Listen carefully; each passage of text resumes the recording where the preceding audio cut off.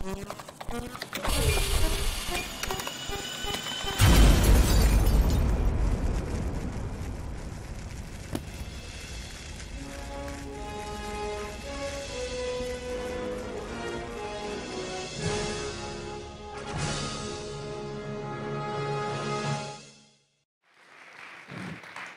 Marty, t'en penses quoi du Far West?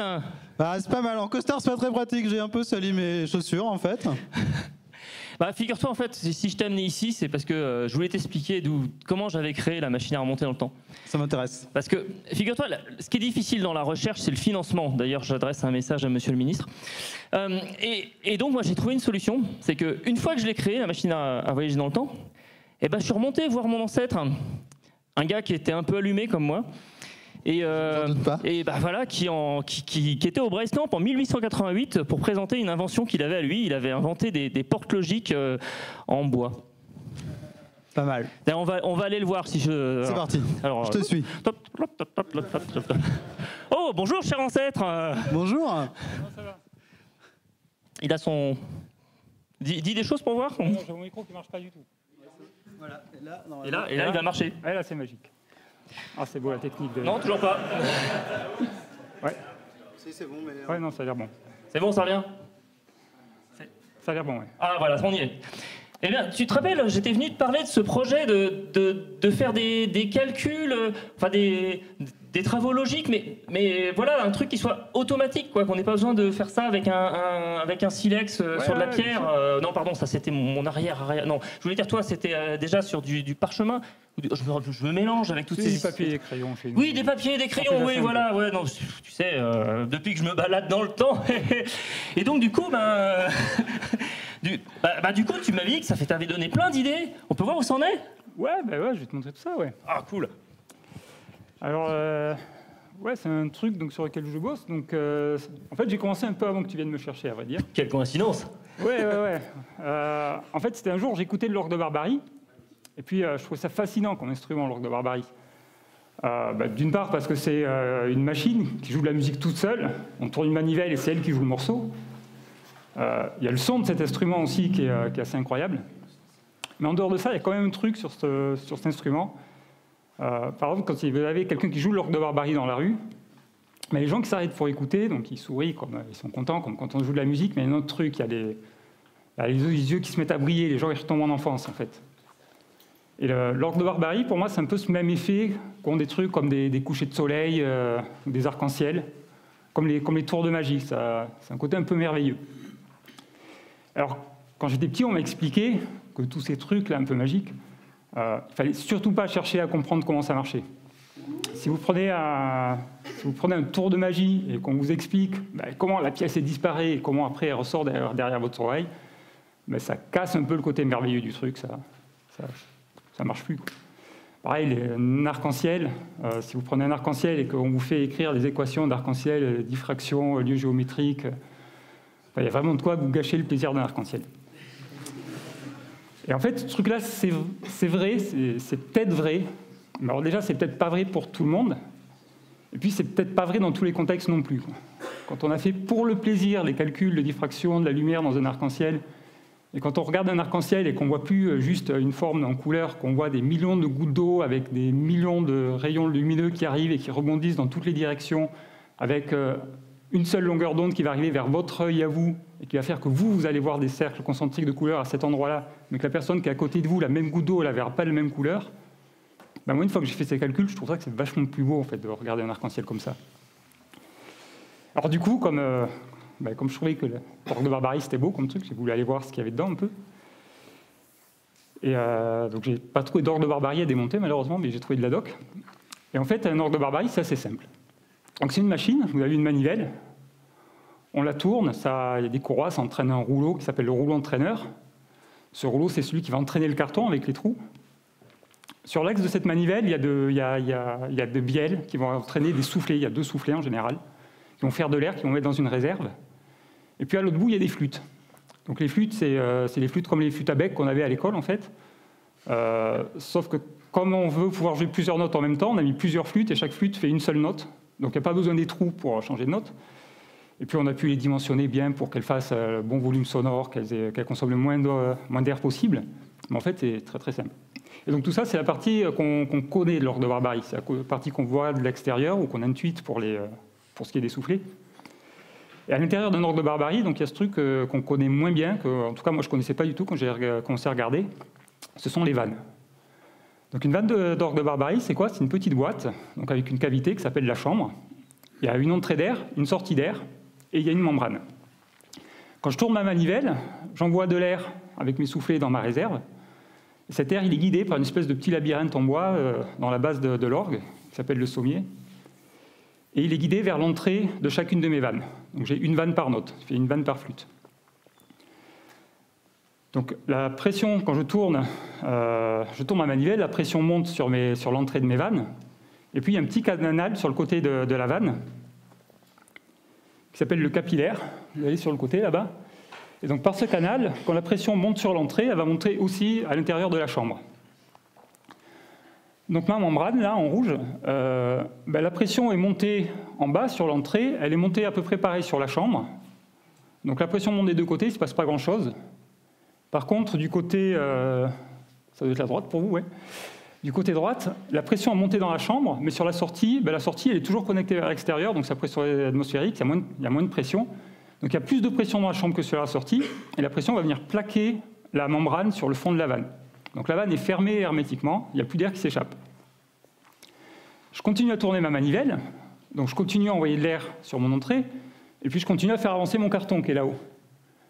Donc quand le carton avance, vous voyez qu'au bout d'un moment, il y a le trou sur le carton va venir s'aligner avec la lumière. Donc la lumière, c'est le trou qu'il y a sur le dessus de la chambre. Quand le trou du carton s'aligne avec la lumière, l'air va pouvoir sortir facilement de la chambre. Alors pourquoi je dis facilement? Parce que le diamètre de la lumière est supérieur au diamètre du capillaire. On a à peu près 4 fois la section. Donc l'air va pouvoir sortir par la lumière beaucoup plus facilement que ce qu'il entre par le capillaire. Donc forcément, l'air sort plus facilement qu'il n'entre, donc la pression va baisser. Et quand la pression baisse dans la chambre, sur l'entrée, j'ai toujours autant de pression, puisque le capillaire est tout petit, l'air qui passe par le capillaire ne suffit pas à faire baisser la pression sur l'entrée. J'ai moins de pression dans la chambre. Et donc, quand vous mettez de la pression d'un côté d'une membrane et moins de pression de l'autre, qu'est-ce qui se passe? C'est comme sur un ballon, hop, ça va se gonfler. Donc, ma membrane se gonfle.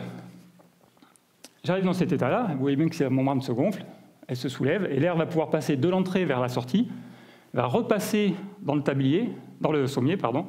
Donc mon petit labyrinthe que j'ai en bas de mon orgue, ça va guider l'air vers l'entrée de la flûte, et la flûte se met à chanter. Je trouve ça assez beau comme mécanisme. Et donc ce mécanisme qu'on a dans l'orgue de Barbarie, on l'a dans l'orgue de Barbarie, on ne l'a pas dans une orgue de salon, dans un orgue de salon, pardon, ou un orgue d'église. Pourquoi? Parce qu'il y a un système beaucoup plus simple. Dans l'orgue d'église, il y a juste une soupape.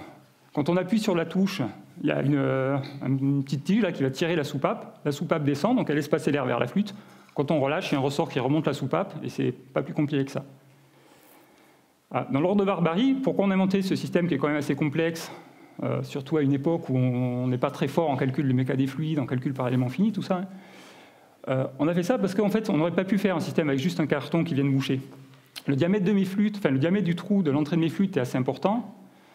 Et du coup, si j'avais voulu pouvoir avoir déjà un carton assez large pour couvrir l'entrée de chacune de mes flûtes, et si j'avais voulu pouvoir avoir l'étanchéité sur tout le diamètre, sur tout le périmètre de mes trous, il aurait fallu que j'appuie pas mal, que j'ai une grosse surface d'appui. Du coup, j'aurais beaucoup de frottement. Donc, j'aurais pas pu tourner ma manivelle. En fait, ça aurait forcé pas mal. Là, déjà, sur une orgue normale, pour tourner pendant 2 heures, ça commence à se faire les bras. Mais surtout, le problème, c'est que le carton se serait usé.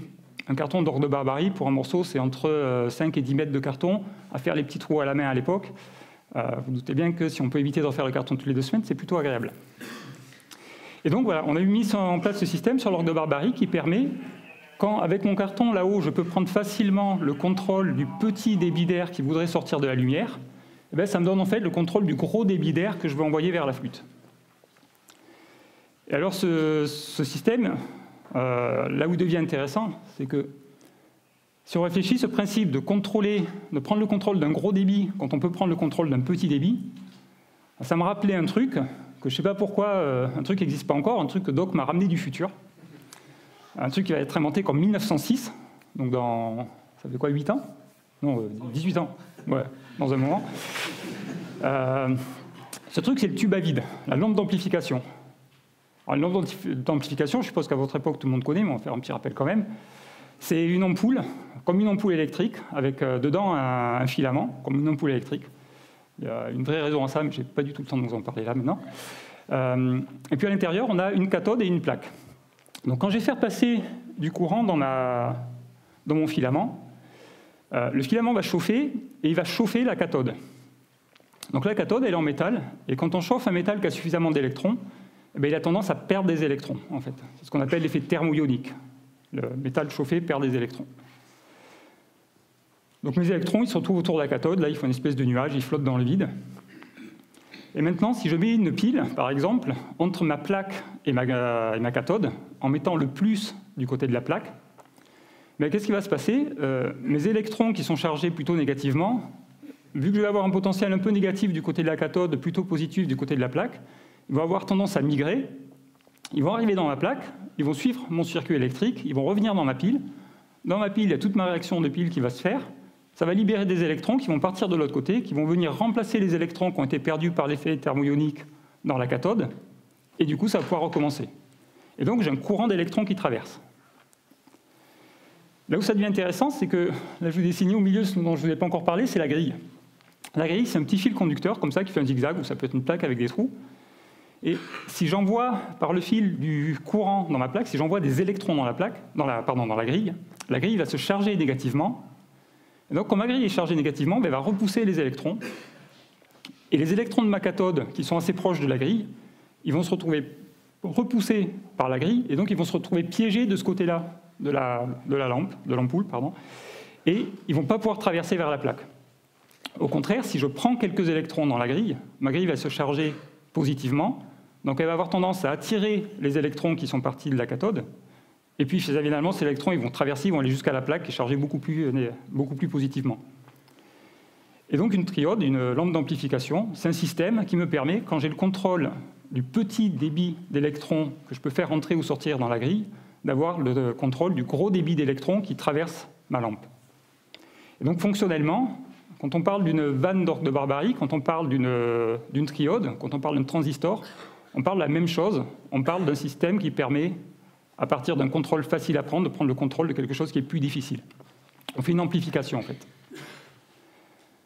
Alors du coup, je me dis un truc, je me dis, mais quand je regarde ça, je me dis, en fait, si fonctionnellement, une vanne d'orgue de Barbarie et un transistor, c'est la même chose, ben, en fait, sur le papier, on peut faire des assemblages d'orgue de Barbarie, de vannes d'orgue de Barbarie, qui ont le même comportement que des assemblages de transistors. Et donc sur le papier, on peut faire une calculatrice pneumatique en prenant des vannes d'orgue de Barbarie, et puis en affichant des trucs, en crachant de l'air quelque part, je ne sais pas où. Bon, c'est idée comme ça, à la con, dont je parle de temps en temps à des amis, j'en parle pas trop, je vous laisse deviner pourquoi. Ouais, ici, on est entre gens qui se comprennent. Mais quand même, un jour, j'en parle à un copain en Belgique, là, sur sa terrasse, un soir, on prenait l'apéro, en Belgique, à la bière, quoi. Enfin, moi, je ne bois pas, mais lui, il était à la bière. Et il me dit, ouais, tu sais, ton truc, là, ça fait 2-3 fois que tu m'en parles, quand même. Allez, viens, on va essayer. Il pose sa bière, il va à l'atelier. Donc, quand un copain belge pose sa bière, on le suit, hein, on ne discute pas. Désolé pour le cliché, mais c'est ce qui s'est passé. Et bonjour Jonathan, s'il regarde la vidéo un jour. Et donc on va à l'atelier, on fait un test, donc on avait les plans, tout ça, on avait refait les dimensions par rapport au bout de bois qu'on avait, on fait nos perçages, on trouve dans la cuisine quelque part un bout de gant latex pour faire des membranes. On fait tout le truc, on s'est bien marré, on l'essaie, et ça marche pas du tout. Ça marche pas du tout, mais on s'est bien marré. Donc je rentre en France quand même, et la batterie est faible, c'est cool.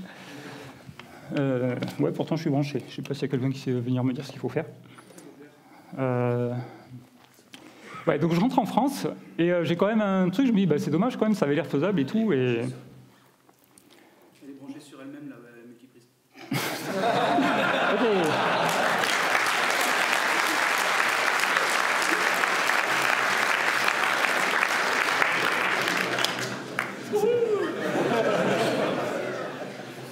Donc j'entre en France Puis je me dis, ouais, c'est un peu dommage quand même, je vais refaire un test. Et là, je refais un test, mais par contre, je fais un truc un peu différent. J'utilise une astuce que j'avais vue sur un site d'un monsieur qui s'appelle Philippe Sichon, qui fait des orgues de barbarie, qui est un amateur avec un A majuscule, c'est-à-dire quelqu'un qui aime ce qu'il fait. Et sur son site, il disait, ouais, en fait, le capillaire, là, le petit trou qui doit traverser plusieurs couches et être en U, comme ça, faire des trous en U, c'est pas très facile. Il disait, en fait, on peut tricher un peu, on peut faire une version plus simple. On peut tout simplement faire des trous à travers la membrane. Et l'air va passer, ça revient au même. Donc je refais ce qu'on avait fait chez mon copain, sauf que cette fois, je ne m'embête pas à essayer de faire le capillaire. Je mets juste la membrane, je finis ma vanne. Je commence à faire des trous avec une aiguille, parce que j'ai aucune idée en fait, de quelle quantité de trous il faut faire. Et je souffle petit à petit. Et en fait, ce qui est génial avec ce système-là, c'est que chaque fois qu'on rajoute 2-3 trous dans la membrane, on commence à sentir ce que ça change comme comportement sur la vanne. On commence à voir, à sentir le truc, à sentir ce qui se passe. Et finalement, on arrive à trouver le bon nombre de trous. On dépasse pour essayer un peu plus. Ah ouais, ça ne marche plus. On change juste la membrane. Et ça finit par marcher. Donc je ne sais pas s'il y en a parmi vous qui fassent du TDD, qui font du TDD par exemple. Ça doit vous rappeler des choses, cette histoire d'essayer de simplifier les problèmes et d'essayer de comprendre avant de finaliser. Et donc, j'en ai tout. Ah ouais, j'en étais là. Donc une vanne d'orgue de barbarie, une fois qu'on a réussi à la faire, c'est quoi? C'est une magie.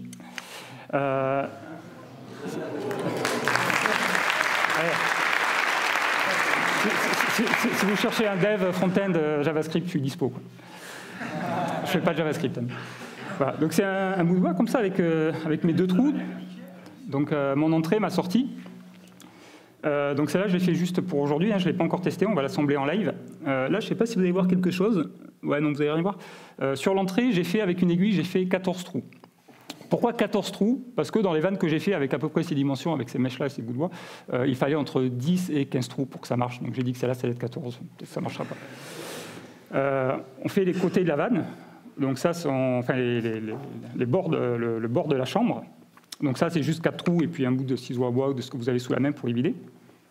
On met là-dessus. Et ça, c'est mon trou qui est plus petit que les entrées et sorties, mais vachement plus gros déjà que mes trous d'aiguille. Donc ça, c'est la commande, c'est la lumière. Donc normalement, on met ça comme ça. Hop. Comme on a high-tech, on fait ça avec du scotch, qui n'existe pas encore en 1888, mais qui a l'intérêt d'être vachement étanche facilement. Donc merci de m'avoir amené du scotch du futur.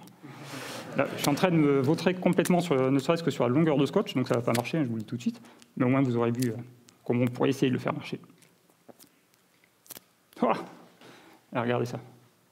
1 cm de recouvrement, c'est plus ce qu'il fallait en fait. Et donc là, si je ne perds pas tous mes morceaux, on va voir si elle fonctionne, celle-là. Donc ça, c'est un sifflet, ça ne se trouve pas dans le commerce, hein, un bout d'alu. Je mets ça sur ma sortie, si j'y arrive. Alors, faire entrer en live des pailles de 5 mm dans des trous de 5 mm, je vous conseille d'essayer ça, si vous faites des fraises, c'est super cool. Bon, là, ça marche, mais j'ai du bol. Et donc là, on va voir si elle fonctionne, celle-ci. Donc là, j'ai ma commande.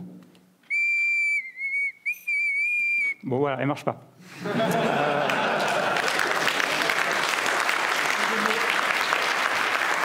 Voilà, c'est pire que l'effet des mots. Hein. C'est normal que, tu vois, pour l'instant, mon système de production est encore assez artisanal. Là, il y en a une que j'avais testée avant de partir, si elle n'a pas souffert dans l'avion, pour vous faire écouter. Ouais, ça marche quand même à peu près.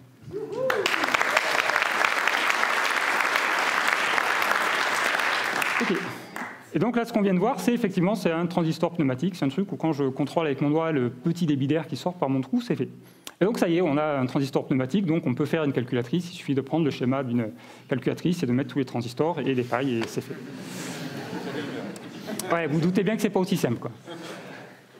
Donc, du coup, là, je suis pas du tout encore persuadé qu'on puisse faire une calculatrice avec ça, hein, mais je continue un peu dans cette approche de dire je vais simplifier le problème, je vais faire comme avec ma membrane où je vais essayer de sentir le truc et rajouter des trous un par un pour voir ce qui se passe. Donc au lieu de faire une calculatrice, on commence à faire les plans de récupérer le plan d'un additionneur déjà. Un additionneur, c'est vachement compliqué. Un additionneur, c'est fait de portes logiques. Je pense qu'ici, tout le monde est à peu près développeur.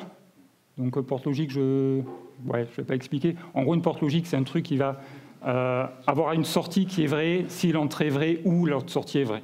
Ou alors si la première sortie est vraie, si la première entrée est vraie et que la deuxième entrée est vraie. Et avec deux trucs comme ça, on arrive à faire des additions. Donc on va essayer d'abord de faire des portes logiques.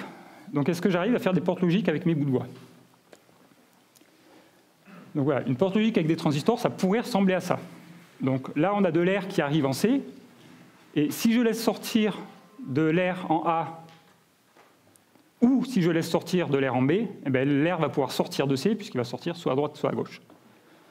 Si je veux faire un E, ben c'est à peu près la même chose, je l'ai mis en série. Là, si je laisse sortir de l'air en A, l'air va pouvoir arriver jusqu'à la porte 2, et si je laisse sortir aussi en B, ça va pouvoir traverser.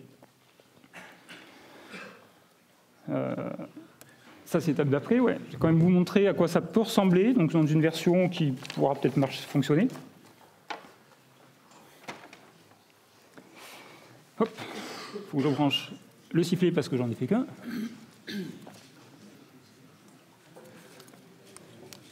Ouais.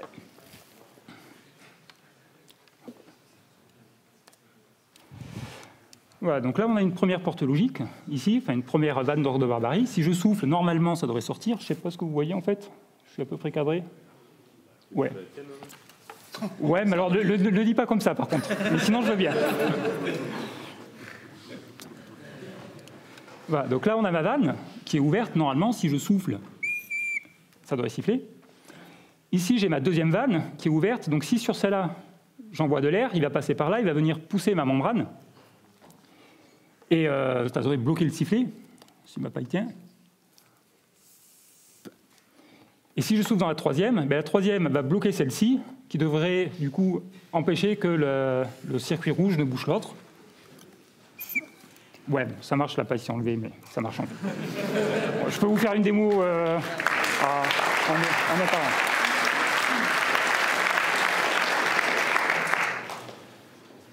Voilà, donc maintenant qu'on sait enchaîner les vannes, on devrait pouvoir faire des trucs comme ça en théorie, donc brancher plusieurs vannes dessus. Donc là, la vanne 3 va fonctionner si j'ai l'air qui passe en 1, ou si j'ai l'air qui passe en 2, donc je devrais avoir un A ou B et C, un truc dans le genre.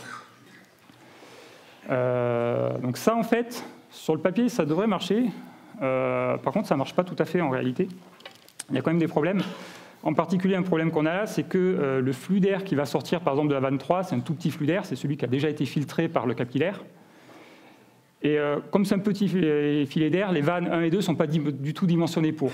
Donc ça peut marcher, mais il faudrait que je les fasse 4 fois plus petites, mes vannes 1 et 2. Bon, ça, c'est faisable.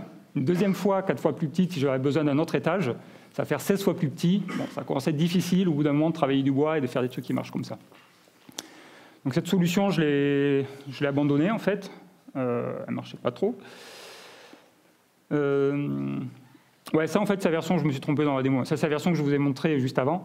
C'est comme en fait, ici, on avait du mal à contrôler le flux d'air qui sortait de la vanne. Je me suis dit, au lieu de faire contrôler le flux d'air qui sort de la vanne, au contraire, je vais envoyer de l'air dans la vanne. Et donc, je vais utiliser la commande B, pas comme un système qui laisse sortir de l'air, mais comme un système qui envoie de l'air. C'est la version que j'ai là. Donc ça fonctionne. Le problème qu'il y a, c'est que quand je vais envoyer de l'air en B, en fait, là pour que ça fonctionne, en fait, j'ai plus de capillaire sur cette version-là. C'est-à-dire c'est directement la pression en B qui vient pousser la membrane et qui vient boucher la sortie en C.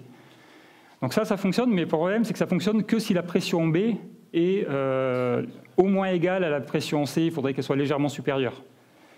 Et le problème de ça, c'est que quand je fais un circuit d'un additionneur, ce n'est pas toujours ce qui va se passer. Des fois, la commande que je vais devoir envoyer sur ma dernière porte, elle va avoir traversé plein de portes entre-temps.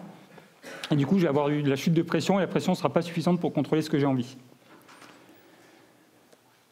Donc j'ai une troisième version. Je me suis dit, puisqu'on a ce problème-là de pression qui ne marche pas, mais de pression qui baisse, on va essayer de trouver un système pour augmenter la pression. Donc ça, on peut le faire assez facilement avec un piston, en fait. Un piston, vous voyez, à l'autre bout, j'ai un système avec une grande membrane. Donc si j'envoie de la pression dedans, dans une membrane qui est relativement grande, comme une pression, c'est une surface, c'est une force par unité de surface, je vais avoir une force qui est assez grande. Et si cette pression-là, cette force, je la transmets à mon, je ne sais pas comment appeler ça, mon clapet qui est plus petit, qui a donc une surface plus petite, il va avoir, pour la même force qui va le pousser derrière, il va avoir moins de surface, et donc il va avoir plus de pression. Pour faire comprendre ça, c'est si je marche sur mes deux pieds, ça va, je supporte largement mon poids, et si à un moment en marchant, mon poids il se retrouve réparti sur une pièce de Lego, vous voyez bien que la pression ne va pas être la même. Pourtant, c'est le même poids. Donc là, c'est ce système-là qu'on essaie de reproduire. Donc ça, c'est compliqué à réaliser. Il faut avoir un piston mobile, il faut qu'il reste bien dans l'axe. On a une pièce qui est rigide, le clapet, là, et il faut qu'il arrive à faire l'étanchéité quand même avec les pièces en bois que je fais en perçant à la main. Donc je suis parti sur une version plus simple pour essayer, pour voir ce que ça donnait. Et si je retrouve ça dans le bon sac, qu'on fige. Ouais, peut-être que j'ai oublié de le changer de sac. Non, c'est ça va, c'est celui-ci. Donc ça donne quoi? Voilà, donc un piston, en version simple, facile à réaliser, c'est ça. C'est-à-dire c'est un bout de bois avec un trou, toujours mes membranes en cellophane, hein, c'est du film étirable de cuisine. Et si je mets une paille derrière, hop, qui ne va pas vouloir rentrer, bien sûr. Ah si, ça va. Quand je souffle, est-ce qu'on voit comme ça? Voilà, donc voyez mon piston qui avance, et c'est ce piston-là que je vais vouloir pousser pour aller sur la... pour aller prendre le contrôle du trou de la vanne d'après. Alors, ce truc-là, il marche un peu. Déjà, on récupère de la pression, on augmente un peu la pression en faisant ça. On ne le récupère pas aussi bien qu'on voudrait, parce qu'au bout d'un moment, qu'est-ce qui se passe? L'air qui sort de la lumière, comme il a quand même un peu de pression, il va finir par pousser la membrane. Et plus il va pousser la membrane, plus il va faire une bulle qui est grande. Et plus la bulle va être grande, plus la force va être répartie sur une surface importante. Et donc finalement, ça ne va pas marcher si bien que ça. Par contre, un effet de bord assez intéressant, c'est que, vous voyez, sur celle-là, j'ai mis une commande. Non, c'est pas ça du tout que je veux montrer. C'est celle-là, c'est la même couleur de paille, c'est trompeur. J'ai mis une commande, mais en fait, si au lieu de mettre une commande, j'en mets deux. C'est-à-dire, si je fais ça, je fais deux trous et j'ai toujours ma membrane. Je rajoute deux clapets en tire-tour. Je vous laisse réfléchir à quoi ça fait penser un clapet en tire-tour quand on parle de composants électroniques. En fait, ce système-là, il va actionner ma vanne si je souffle dans un trou ou si je souffle dans l'autre. Donc je vais boucher la lumière de ma vanne d'après si j'ai soufflé dans un trou ou dans l'autre. Et donc si je souffle dans un trou ou dans l'autre, je vais bloquer la sortie d'air de ma membrane. Donc avec ce système, j'ai directement, gratuitement, sans avoir besoin de faire deux transistors, là j'ai directement une porte non-ou. Et si entre les deux, je rajoute un petit bout de scotch pour les tenir, donc je vais avoir deux pistons séparés, et que derrière, je ne mets pas un trou de lumière, mais deux lumières, et bien en fait, de la même façon, qu'est-ce qui se passe? De la même façon, je vais faire un non-et, pour le même prix. Voilà, donc là, je vous ai fait les schémas qui ne sont pas tout à fait à jour, ça c'est une autre version, donc ça c'est le non-et, celui-ci, avec deux pistons de chaque côté et deux lumières. Ça, c'est le non-ou tel que je pensais le faire au début, c'est-à-dire juste avec les pistons de l'autre côté. Mais en fait, il suffit de mettre un seul piston qui est commandé par les deux entrées. Et puis ça, c'est un XOR, mais ça serait compliqué à vous expliquer. On peut faire ça à l'apéro tout à l'heure si vous voulez. Voilà, donc avec ces trucs, est-ce qu'on pourrait faire quelque chose? À quoi ça ressemblerait un assemblage de ces vannes-là qui ont l'air de commencer à vouloir fonctionner? Je vous rassure, elles ne font que commencer à avoir l'air. Mais en fait, ça ressemblerait à un truc comme ça.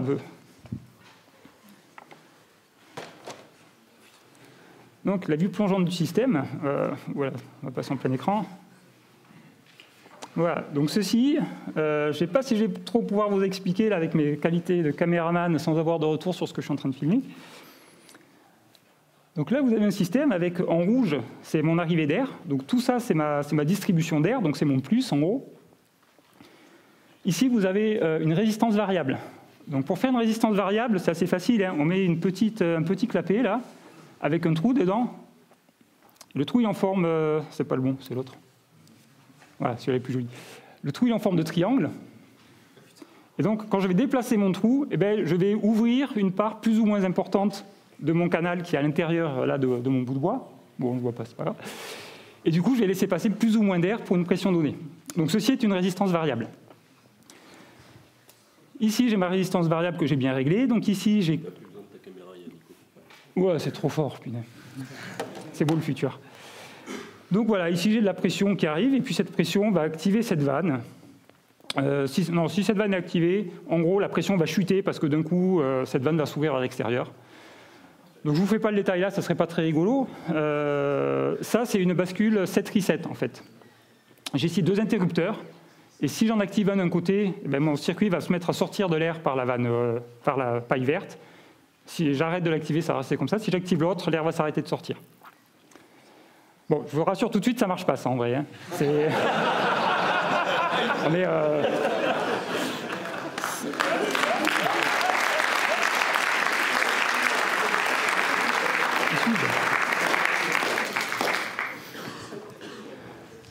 Ça marche pas en vrai, mais c'est peut-être pas le plus important. Qu'est-ce que je voulais dire? Je sais pas où on en est du timer, là il est à 0 depuis à peu près que j'ai commencé. J'ai eu le temps de jouer la musique, je crois, en gros. Je vais vous montrer trois autres trucs rigolos parce que, en fait, quand on commence à faire ce genre de choses, il y a plein de choses, plein de questions qui se posent autour. Une question serait comment on fait un afficheur. Donc une possibilité pour faire un afficheur, ça serait de mettre un ballon, tout simplement. Par contre, un truc qui va se passer, c'est que là, avec mes pailles, vous doutez bien que je ne vais pas monter à 3 bars de pression. Hein. Donc mon ballon, je vais arriver à le gonfler comme ça et pas plus. Donc je commençais à me dire, en fait, une solution simple à ce problème, ça serait que j'apprenne à faire des ballons, comme ça je ferais des ballons sur mesure qui soient gros, même quand il n'y a pas beaucoup de pression dedans. Puis là, je me suis dit, mais en fait, quitte à faire ça, on pourrait pousser le truc un peu plus loin. Si on sait faire des ballons custom, on pourrait faire un truc comme ça. Le problème des ballons custom, c'est qu'on va afficher un nombre en binaire, et qu'un nombre en binaire, il faut compter, il faut savoir que le premier ballon il vaut 1, que le deuxième il vaut 2, le deuxième il vaut 4. Donc une solution serait d'écrire les chiffres sur les ballons. Après, il faut encore faire des additions.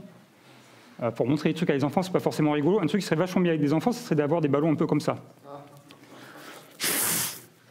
Donc là, j'aurais un 2. Alors, avec un système comme ça, avec un ballon qui a un doigt, l'autre qu'on a 2, l'autre qu'on a 4, on peut quand même faire la conversion binaire vers décimale en comptant sur les doigts.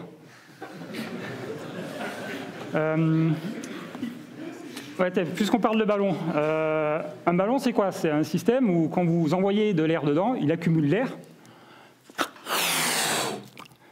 Il accumule l'air. Donc là, si je le ferme de l'extérieur, l'air reste dans le ballon.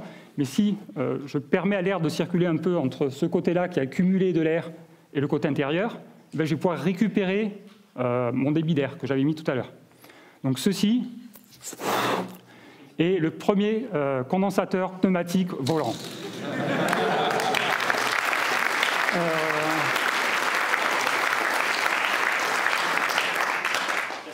T'as trouvé mon ballon? Je te rends tes données personnelles. Merci. C'est un ballon des gens qui faisaient Aquatic 200 en bas, qui me l'ont gentiment donné.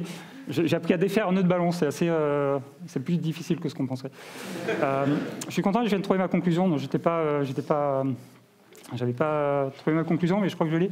Quand je vous parlais de ce machin, là, tout à l'heure, je vous ai dit qu'il ne marchait pas. Parce que c'est important d'abord de dire qu'on fait des trucs qui ne marchent pas, qu'on cherche, qu'on essaie des choses, et on n'arrivera jamais à faire une calculatrice pneumatique si on essaie de la faire directement qui marche. Et puis, en fait, je m'en fous qu'elle ne marche pas, c'est pas pour ça que je l'ai fait. Ce truc-là, cette bascule, cette reset, je l'ai fait d'abord parce que j'avais envie de tester des choses, j'avais envie d'apprendre des choses.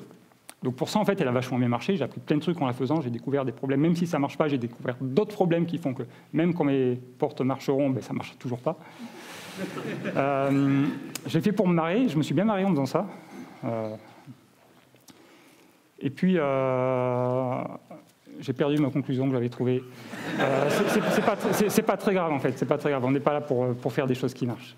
Si, ouais, voilà. En fait, ce que je voulais vous dire, c'est que ce truc-là, je l'ai fait parce que quelque part, ça me parlait, parce que je trouvais ça beau. Et en fait, ce truc-là qui ne marche pas comme ça, en fait, je pense que je me demandais ce que j'allais en faire. Je pense que tout simplement, je vais les coller ou les scotcher pour que ça tienne droit, et puis je vais le mettre sur le mur chez moi. Et avoir un truc comme ça qui ne marche pas, en fait, je trouve ça encore plus beau que d'avoir un truc qui marche. Et je crois que ça va être ma conclusion. J'avais ça aussi en conclusion qu'on m'a envoyé par mail en route de secours, que j'ai quand même envie de vous montrer, enfin de vous laisser lire. Voilà, pour résumer tout ce que je viens de me dire, déjà, j'espère que je vous ai fait sourire un peu. C'est à peu près pour ça que j'ai fait l'aller-retour de Toulouse. Je pense que c'est peut-être pour ça que Nico m'a demandé de venir. Tout ce que je vais vous dire, c'est amusez-vous bien. Voilà.